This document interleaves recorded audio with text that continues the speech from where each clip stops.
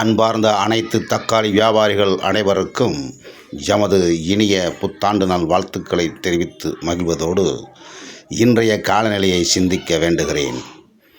மேற்படி வீடியோவில் தாங்கள் காண்கின்றபடி 2016இல் 2 லட்சம் கோடியாக இருந்த தமிழகத்தின் கடன் தற்போது 10 லட்சம் கோடி கடனை தொட்டுவிட்ட நிலையில் நாம் அனைவரும் அவசியம் சிந்திக்க வேண்டும்.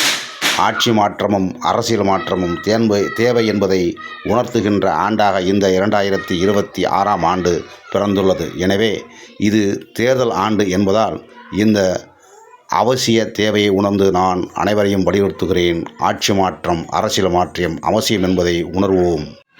புதிய சிந்தனைகளோடு கூடிய கொள்கைகள், திட்டங்கள், தீர்மானங்கள், லஞ்ச லாவண்யமற்ற அரசமைப்பு போன்ற உறுதியளிக்கும் கட்சிகளை தேர்ந்தெடுத்து வாக்களித்து எதிர்கால தமிழகத்தை காப்போமாக.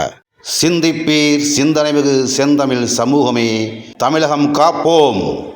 எனது கண்ணில் சிகிச்சை மேற்கொண்டுள்ளதால் நிலவரத்தை தொடர்ந்து பதிவிட இயலவில்லை. மிக விரைவில் தொடர்ந்து தக்காளி நிலவரங்களை பதிவு செய்கிறேன். நன்றி, வணக்கம். வாழ்க தமிழ், வெல்க பாரதம். வாழ்க தமிழ், வெல்க பாரதம்.